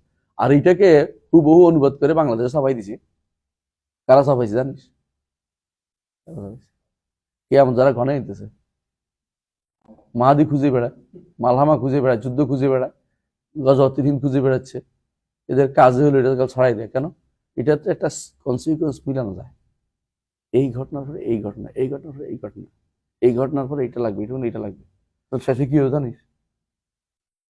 যুদ্ধ তো আগামী বছর আসতেছে, দেখতেছে মিলে গেছে। অথচ এমনকি অমুক অমুক অমুক হাসিনার কথা আসছে বলে খালেদার কথা আসছে, বুঝছে না? এগুলো সব একটু ফালতু কাজ, বুঝছে না কথাটা? এই কাজগুলি নিষিদ্ধ। এরকম কনসিকুয়েন্স মিলাই দেয়া, যে মিলে গেল, এগুলো শয়তানের কাজ, এগুলো ভালো মানুষের কাজ হতে পারে না। একটা বইয়ের মধ্যে পড়ছিলাম যে আরো 36 বছর আগে নাকি একটা বিমান হয়ে গেছে, হারাই গেছে, সেটা পরে নাকি ফিরে আসছে। এখন এইটা আবার কত 2 বছর আগে দেখলাম পত্রিকা আসছে, পরে পত্রিকা যাই দেখি এটা সিনেমার গল্প, মানে সিনেমার অংশ আর কি, এরকম 34 বছর যায় এটা আসমানে যে আটকে আছিল নাকি, সেখানে খাইছে কি? এটা তাদের বইয়ের মধ্যে পড়ছিলাম, কিন্তু সেটা পরে দেখলাম যে মঙ্গল গ্রহ সম্পর্কে একদম পড়তেছিলাম আমি, হাসি তামাশার গল্প শোনো একটু। পড়তে পড়তে মঙ্গল গ্রহ সম্পর্কে আমার খুব ভালো তাই হচ্ছে মঙ্গল গ্রহ জিনিসটা কিরকম। তারপর অনেকদিন পড়তে পড়তে ঘুমাই গেছি, ঘুমের মধ্যে স্বপ্ন দেখতেছি আমি মঙ্গল গ্রহে আছি। চিন্তা কর, মানে অতি বেশি চিন্তা করি না, আমার ঘুম থেকে উঠে বুঝছি যে শয়তান আমার ধোঁকা দিচ্ছে। এখন কি আছি, বিশাল এক বাড়ি আছি, খাবার দাবার খুঁজে পাচ্ছি না, মানে চিন্তা করতেছিলাম যে বসে বসে আগে খাবার কোথায় পাওয়া যাবে মঙ্গল গ্রহে। এরপর দেখতেছি ভাঙিতেছে। আমি বলছি আর না, আমি আমার দেশে ফিরে যাবো, মানে বাংলাদেশে যাবো, পৃথিবীতে যাবো, যাওয়ার রাস্তা নাই, কারণ কি ওখানে কোনো ইয়ার নাই, জান পাচ্ছি না, বুঝলেন কথাটা? বুঝছো তো? এটা তো বলতে পারবো না, মানে এটা তো সব আমি কি গেছি নাকি বলছি আমি ঘুম থেকে উঠে বুঝছি যে কি শয়তান দেখো, আমারও বুঝে ধোকা দিচ্ছে, মানে আমারও মিলিয়ে দিচ্ছে যে তুমি মঙ্গল গ্রহে গেছো, তুই খাবি কি আবার, চিন্তা কর। এরকম যারা এগুলি পড়ে না, বেশি পড়লে এগুলির মধ্যে হঠাৎ করে মাথার ভিতরে মিলে গেছে, এই মিলে গেছে, ওই মিলে গেছে, বুঝছো? বেশি যেটা আলোচনা করে, হ্যাঁ, ওইটার শেষ পর্যন্ত একটা পথ বাইর করে নিজে একটা মনে মনে সুখ অনুভব করে, আধ্যাত্মিক হয়ে যায় তোর মতো, তোর আধ্যাত্মিক হইতো সামনে আগে। হ্যাঁ, কামা ফির রওয়ায়াত আনহুম লাদাল মুহাদ্দিসিন, মুহাদ্দিসিনরা কখনো কখনো কার থেকে আনতেন? বেদায়ী, কোনো বেদায়ী থেকে আনছেন। তো ওই বেদাত থেকে আনেন যারা মুজমা আলাই, যেগুলি একবারে কট্টর বেদাত, এগুলো থেকে তিনি তারা আনতেন না। হ্যাঁ, وفي ذلك يقول شيخ الإسلام ابن تيمية الحفيد رحمه الله مقررا أصلا كبيرا تعزم الحاجة إليه في أزمنة الجاهلية والفتن. আল্লাহু আকবার। ইবনে তাইমিয়া রাহমাতুল্লাহ কথাই বলতেছেন, হাবিব বলে নাতি দিয়ে গেছে, বুঝছো তো? তিনি একটা আসল বড় একটা মূলনীতি স্থাপন করছেন। মূলনীতি কি? যাতে মানুষের এই বর্তমান ফেতনার যুগে, জাহিলি যুগে মানুষের খুবই দরকার হয়। কি এটা? فإذا تعذر إقامة الواجبات من العلم والجهاد وغير ذلك إلا بمن فيه بدعة মাদাররাতুহা, مضرتها دون مضرة ذلك الواجب كان تحصيل مصلحة الواجب مع মাফসাদাতে। مفسدة مرجوحة خيرا من العكس. হ্যাঁ, ওই যে বলছে না যে যদি প্রয়োজন হয় নেওয়া যাবে, বলছে না বেদাত থেকে প্রয়োজন হলে নিতে পারবে, বললাম না আমরা প্রয়োজন হলে নিতে পারবে। কেন এই কথাটা বলছে? এটা বলতেছে ইবনে তাইমিয়া রাহমাতুল্লাহ আলাইহি বলছেন যে ফাইদা তাআদ্দারা ইকামাতুল ওয়াজিবাত মিনাল ইলমি ওয়াল জিহাদ ওয়া গায়রি যালিকা ইল্লা বিমান ফি বিদআহ, যার মধ্যে বেদাত আছে তারে ছাড়া জিহাদও করা যায় না, ইলমও অর্জন করা যায় না, আদায় করা যাচ্ছে না, এমন যদি হয়। এই জন্য অনেকে বলে যে সুলতান মোহাম্মদ আল ফাতেহের সাথে যুদ্ধ করছে, উনি তো এই ছিলেন সেই ছিলেন, অথবা শেখ সালাউদ্দিন আইয়ুবী রহমতুল্লাহ আলাইহির সাথে যুদ্ধ করছে, উনি তো এই ছিলেন সেই ছিলেন। আমরা সবাই যুদ্ধ করছে, কারণ এই জায়গাগুলোতে এলমের জায়গা এবং যুদ্ধের জায়গা, এখানে অন্য কিছু খোঁজার আগে বৃহত্তর কল্যাণ দেখতে হবে। বড় কল্যাণ হচ্ছে কি? কারণ কাফেরদের সাথে সম্পৃক্ত, এটা কাদের সাথে? কাফেরদের সাথে যুদ্ধ, ভিতরে ভিতরে নিজেদের মধ্যে নয়, ক্ষমতার দ্বন্দ্ব নয়। কার সাথে সম্পর্ক? কাফেরদের সাথে, ক্রুসেডারদের সাথে। সেই সময় তারা কি করেছে? হ্যাঁ, এদের যারা ছাড়া যদি কোনো সম্ভব না হয়, কারণ কখনো কখনো যে যে কোনো কোনো ব্যক্তি আছে জালদ আছে তার মধ্যে, আর আলেমের মধ্যে দরফ আছে, তখন এই জিহাদের কথা বলছে না। এবং এলমের কোনো কোনো জায়গা আছে যেখানে তুমি ইচ্ছা করলেও নিতে পারতেছ না, কিন্তু সেই ব্যক্তির মধ্যে একটা সমস্যা থাকলেও আর কোনো জায়গায় এলম পাচ্ছ না, তোমার কিন্তু ওর থেকে নিতে হবে। কানা তাহসিলা মাসলাহাতুল ওয়াজিব, তখন ওয়াজিব মাসলাহাতটা নেয়াটা কি হবে? খায়রান, উত্তম হবে। কিসের থেকে? উল্টাটা থেকে। হ্যাঁ, অর্থাৎ হ্যাঁ না নেয়া থেকে, অথবা ওইটাও শুদ্ধ যে মাফসাদা যখন রাজিয়া হবে তখন নেওয়া যাবে না, মার্জুয়া হইতে হবে, মাফসাদাটা মার্জুয়া হইতে হবে, মাফসাদাটা মার্জুয়া হইতে হবে। বুঝে আসছে? সুতরাং এই সমস্ত বিভিন্ন মাদারেস আছে যেগুলো, যেমন আমরা নুরানি মাদ্রাসাগুলির কথা বলি, এগুলোর মধ্যে অনেক ভুল টুল আছে কিছু, তারপরেও মাফসাদাটা রাজিহা, আরে মার্জুহা, মার্জুহার কারণে বলি যে নুরানি মাদ্রাসায় পড়া, ভর্তি করে দেন, মাদ্রাসায় ভর্তি করে দেন। মক্তবের মধ্যে সে এত পণ্ডিত এই থেকে, যেটা শিখছে এটাই কম কি, এটা শিখুক, অন্তত সে কোরআন পড়া শিখুক, কোরআন পড়াতে বেদাত ঢুকাইতে পারবে না, তাজবিদ শিখুক। বুঝে আসছে? অনুরূপ আরবি ভাষাও ধর, আরবি ভাষার মধ্যে এখন আরবি ভাষা যারা পড়াচ্ছে বা বই লিখছে, নাম বলতে চাই না, বুঝছো, কিন্তু আকিদা তো বিরাট বিভ্রান্তি আছে, কিন্তু এটা আরবি পড়াচ্ছেন, আকিদা পড়াচ্ছে না। তার বইটা পড়ার জন্য আমরা মাঝে মধ্যে সিলেক্ট করি, অনেকে এটা নিয়ে খেপে থাকে, বুঝছো জিনিসটা। এ ধরো একটা বই বের হয়েছে আয়সা রাদিয়াল্লাহু আনহার উপরে, কে লিখছে?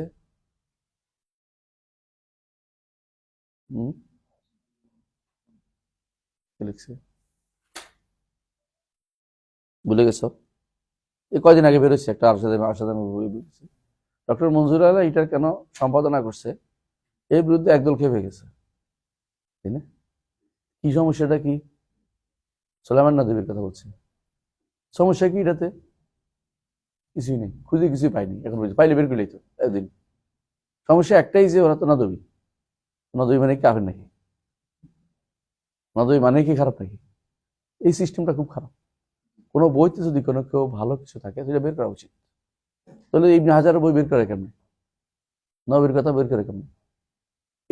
এই যে সিস্টেমটা খুব খারাপ, যে মাসলাহা রাজিহা ও মারজুহা না দেখে পাইকারি ভাবে বেদাত দেখলেই তার থেকে ছেড়ে চলে যেতে হবে, এটা কিন্তু বলে নাই।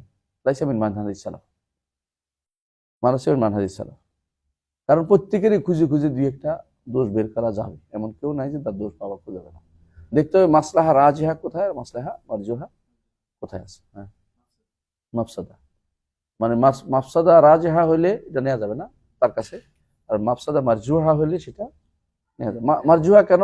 ধরো দুই ভাবে হতে পারে, একটা হচ্ছে যে পড়তে গেছে সে সচেতন, ও নিবে না।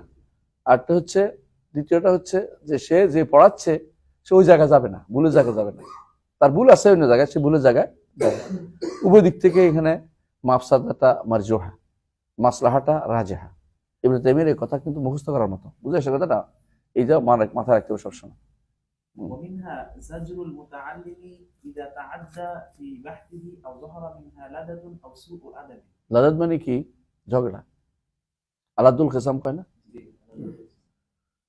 আও সু আদব, যখন কোনো তালেবে ইলম মুতাআল্লিম যখন তার সীমা লঙ্ঘন করবে আলোচনার কথা, অথবা বেহুদা ঝগড়া করবে, আদব খেলাপ করে, তো তাকে ধমক দিতে হবে। এইটা মানে মনে আছে আমার একবার একজন আমার ফোন দিয়ে বলতেছে আমি একটা তাফসীর লিখছি। তাফসীর লিখে কিরকম? ওইটার মধ্যে যেখানে যেখানে কুল না আছে এখানে ফেরেশতাদের কথা বলছি, ফেরেশতারা বলছে, আর যেখানে কুলতু বলছে এখানে আল্লাহ বলছে। এখানে কুলতু কই? মানে এক বচন ব্যবহার করছে আল্লাহ, বহু বচন ব্যবহার করছে ফেরেশতা। আমার এমন রাগ উঠছে, তোর কিতাব লিখতে গেছি কেনা? কেউ আছে মানে না বুঝে যেটা করে এটা বিপদ ডেকে আনে। তোমাকে বোঝার চেষ্টা করো, তাই না? ধমক দেওয়া উচিত। তুই কিতাব লিখতে গেছি কেনা? ধমক দিয়ে বন্ধ করে দিলাম। কারণ হচ্ছে সে যে কিতাব লিখলো তাহলে কে বুঝে লিখতে? অনেকে আছে এখন কিন্তু কি করে, সারা জীবন ওই চাকরি করছে উল্টা পাল্টা, বুড়ো বয়সে কোরআন হাদিসের কোনো আয়াত পড়ছে, মুখস্থ, এত সুন্দর এত সুন্দর, এখন তাকে মনে হচ্ছে বই লিখে দিতে। আর বই লেখা দরকার, আগে তুই পড়, আমল করা শুরু করে এটা আগে। মানে আছে না, দেখবে যে অনেকে আসে বইটা লিখছে তোমার কাছে পাঠিয়ে দিছে, বইটা একটু সম্পাদনা করো। তোমার বই কেন সম্পাদনা করো? তুমি কি লিখছো সম্পাদনা করতাম? বুঝলে, অনেক আছে যে তালেবে ইলম না, কোনদিন পড়াই নাই, কিচ্ছু নেই, তো সে একেবারেই কিচ্ছু জানে না সম্পর্কে, কিন্তু তার কাছে এখন মুখ্য হয়ে দেখা দিছে যে লেখালেখি শুরু করবে, অথবা কোনো বহসের ক্ষেত্রে সীমা লঙ্ঘন করে গেছে। এই ব্যক্তিকে ধমক দেওয়া কিন্তু ফরজের ভিতরে পড়ে। আলেমরা এটা করতেন। কারণ তোমার এখন তুমি যে জায়গায় হাত দিছো ওই জায়গাটা তুমি জানো না, তারপর তুমি কথা বলতেছো, এটা কিন্তু গুরুত্বপূর্ণ জিনিস। কিন্তু না জেনে কথা বলা তো বড় গুনাহ। আনতাকুলু আলাল্লাহি মা লা তা'লামুন।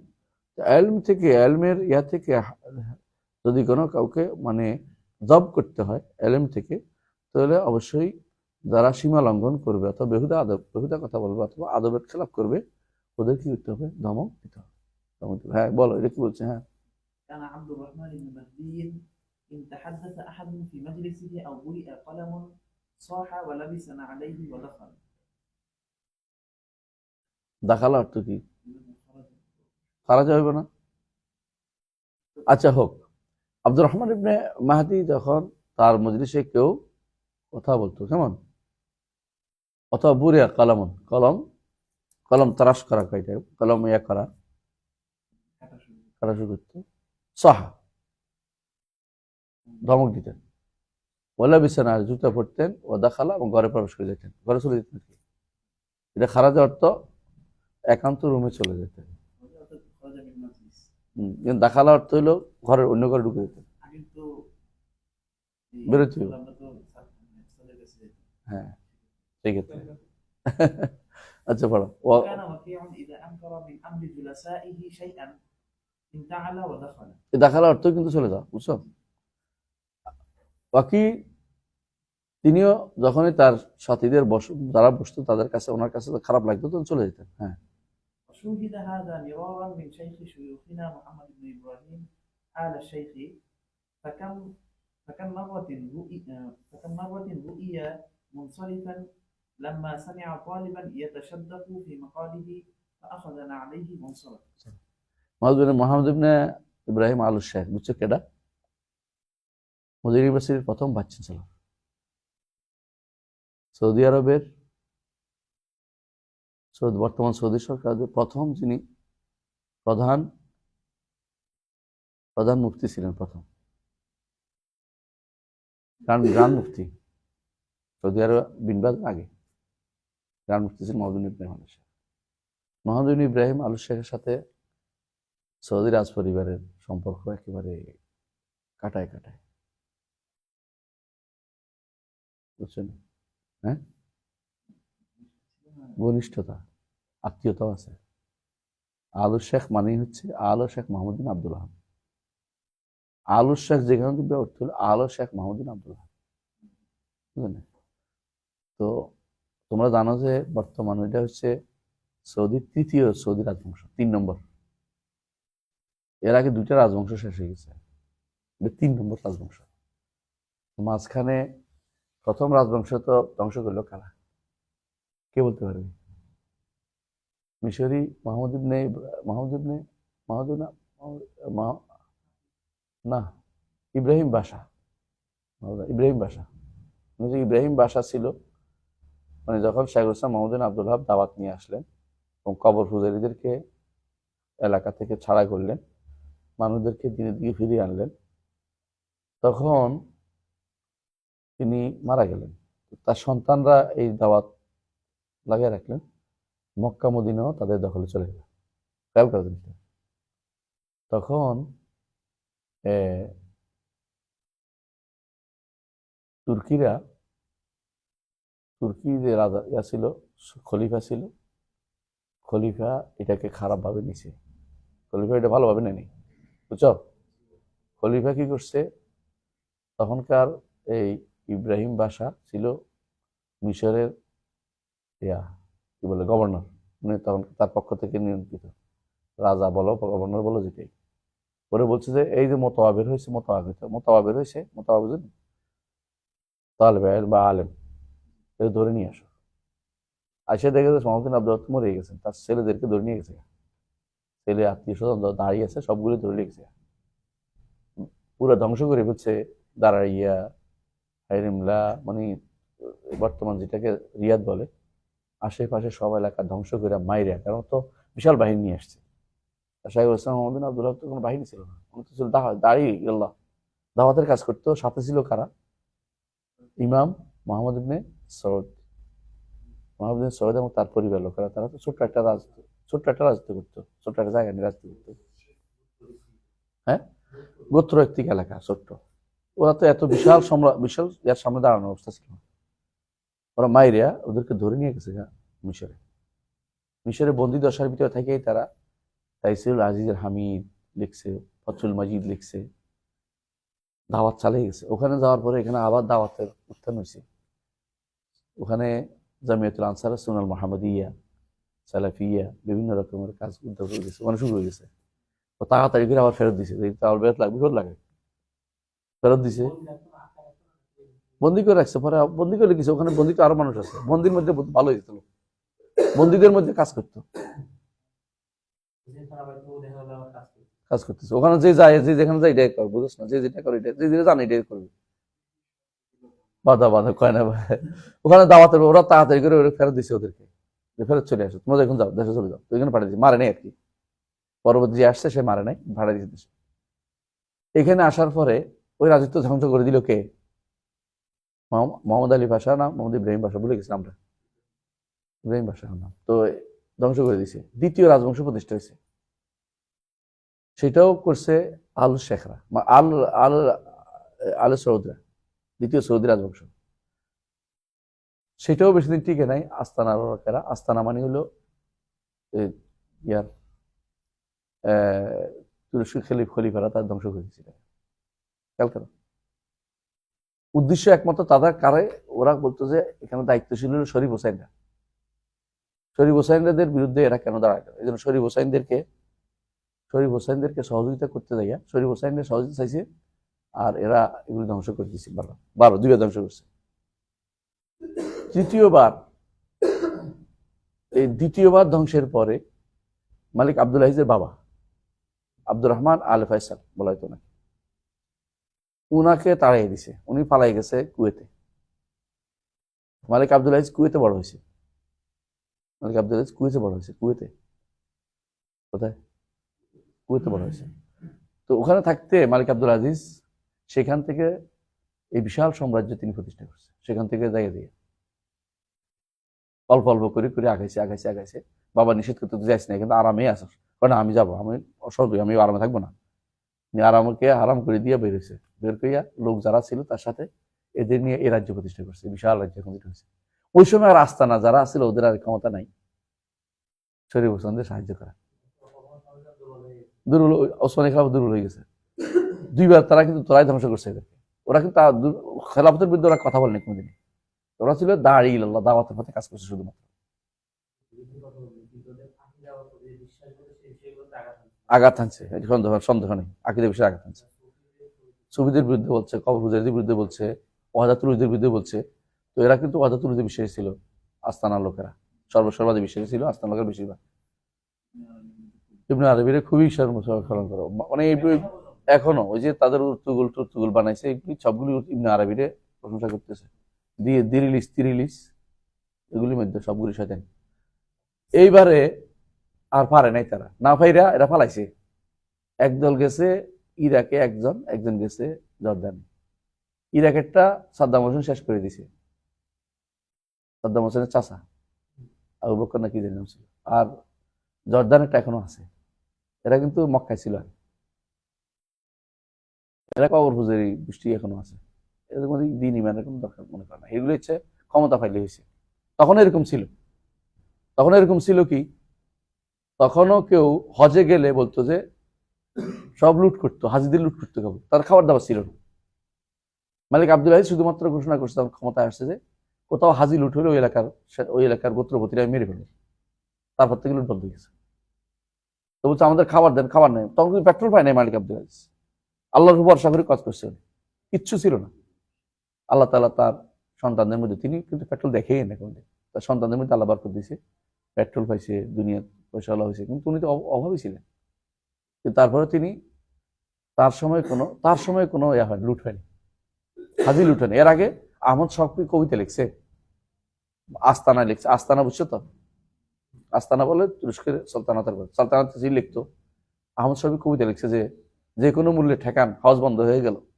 কারণ আমাদের যারা যায়, এদেশ তো যারা যাইতো, মেয়েরা নাকের বুট খুলে ফেলতো, কানে কেন আর আসবে না, মেরে ফেলবে। হারবি গোত্রের লোকেরা, অমুক গোত্রের লোকেরা, তখনকার দিনে কাহিনী মধ্যে দেখবে, পুরাতন প্রিন্সিপাল ইব্রাহিম খার বইয়ের মধ্যে পাইবে যে অমুক লোক তারা আক্রমণ করছে, কেন হারিক আমাদের নিয়ে গেল রে, আমাদের মেরে ফেললো রে, আমাদের কাপড় চোপড় খুলে নিয়ে গেল রে। এরা অভাবী ছিল তো, সব উল্টাপাল্টা করতো, লুটপাট করতো।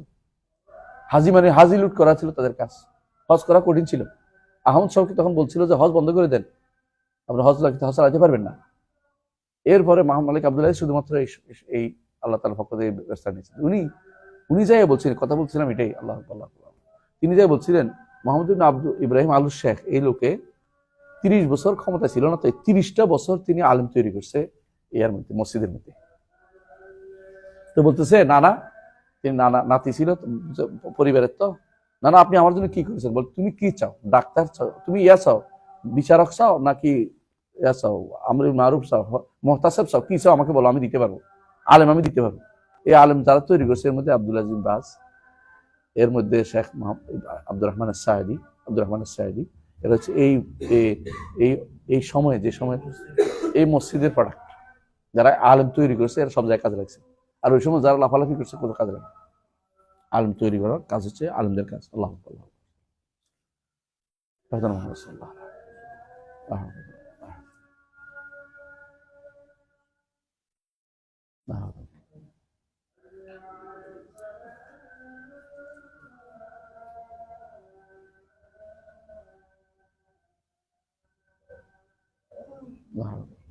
শেষ করবো ইনশাআল্লাহ কয়েক মিনিট।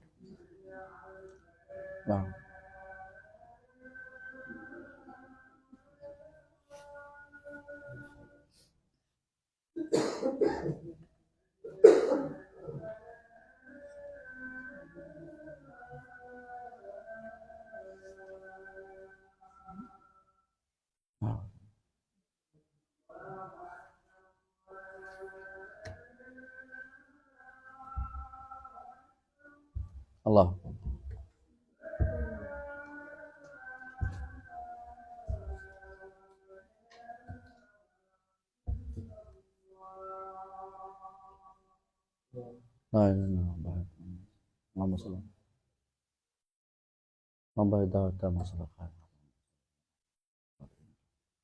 তিনি বলতেছেন যে মোহাম্মদ ইব্রাহিম আলু শেখ তিনি যদি কোন দেখতেন তালেব এলেম অর্জন না করে শুধু ঝগড়া করতেছে, তিনি তখন কাপড় জুতা নিয়ে চলে যেতেন, থাক বসে থাক, বুঝা? এটা বলছে। এরপর একটা পড়া। হ্যাঁ, حضر شاب مجلس سفيان الثوري رحمه الله فجعل يترأس ويتكبر بالعلم فغضب سفيان وقال لم يكن السلف هكذا كان أحدهم لا يدعي الإمامة ولا يجلس في الصدر حتى يطلب هذا العلم 30 سنة ثلاثين سنة وأنت تتكبر على من هو أسن منك قم عني ولا أراك تدنو من مجلسي. সুফিয়ান সরি কোথায় ভালো বের করে দিছে। বলে, তুমি তো অহংকার করতেছো, তো আমাদের আগের লোকেরা 30 বছর ধরে পড়ে তারপরে কথা বলতো, আর তুমি এখন সাপ হয়ে উল্টে পাল্টা কথাবার্তা বলতেছো, বেরো বেরো, আমার মজলিসের কাছেও আসে না। ওকান রাহিমাহুল্লাহ كان رحمه الله يقول إذا رأيت الشاب يتكلم عند المشايخ وإن كان قد بلغ من العلم مبلغا فآيس من خيره فإنه قليل الحياء. হ্যাঁ, যখন দেখবা যে কোনো যুবক আলেমদের কাছে শুধু কথা বলতে চায়, বুঝাইতে চায়, সেই ব্যক্তি তার এলেম থেকে, যদিও অনেক বড় আলেম হোক, এলেম থেকে নিরাশ করে ফেলো নিজেকে, কল্যাণ পাবে না, কারণ সে তার লজ্জা নেই, বুঝতে পারছে? হ্যাঁ, وإن احتاج المعلم إلى إخراج المتعلم من مجلسه جزرا له فليفعل كما فعل سفيان وكما كان يفعله شعبة رحمه الله مع عفان بن مسلم في درسه. যদি কোনো বের করে দিতে, কোনো সাহাবীকে বের করে দিবে, কেমন? যেমনটি করেছেন সুফিয়ান এবং যেমনটি শোরবা করেছেন, কার সাথে? আফান বিন মুসলিমের সাথে। হ্যাঁ, وقد يزجر المتعلم بعدم الإقبال عليه وترك إجابته فالسكوت جواب كما قال الأعمش. কখনো কখনো বের না করে দিয়া কি করতে হবে? মুতাআল্লিম যদি কোনো শিক্ষা অর্জন করে তাদের গুরুত্ব না দিলে হবে। চুপ থাকাটাও একটা কি আদব শিক্ষা দেয়া, জবাব দেওয়া হচ্ছে, বুঝলেন কথাটা? তার যেহেতু সে বেহুদা প্রশ্ন করতেছে, এর প্রশ্নের উত্তর না দেয়া। ورأينا هذا كثيرا من جماعة من الشيوخ منهم العلامة ابن باز رحمه الله فربما سأله سائل عما لا ينفعه فترك الشيخ إجابته وأمر القارئ أن يواصل قراءته أو أجابه بخلاف قصده. শেখ বিন বাজ এটা করতেন, প্রশ্ন করছে উনি পড়া ও পছন্দ থাক, উনি প্রশ্ন বেহুদা প্রশ্ন করবে, সময় নষ্ট করবে। অনেকে আছে ইচ্ছা করে আটকাবে তোমার, যাতে করে আগাইতে না হয়, যখন পড়ে থাকে কেন ক্লাস যদি আগায় না, এরকম করে। এগুলোদেরকে সময় দিয়া নষ্ট করার কোনো কারণ হয় না। ইনশাআল্লাহ আলহামদুলিল্লাহ আমরা 2টা শেষ করছি, না একটা। أجابه بخلاف قصده. কখনো তার উদ্দেশ্য একটা আছে যে বের করতে চাচ্ছে, প্রশ্ন করে প্রশ্ন করতে চাচ্ছে, এর উল্টা উত্তর দিয়ে দিচ্ছে সুন্দর করে, একদম মুখ বন্ধ করে দিচ্ছে, বুঝলেন না কথা? এটা দরকার। আল মাকাদুস সামিনা আশার, 18 নম্বর অধ্যায় থেকে আমরা ইনশাআল্লাহ আগামী ক্লাসে পড়বো। জি।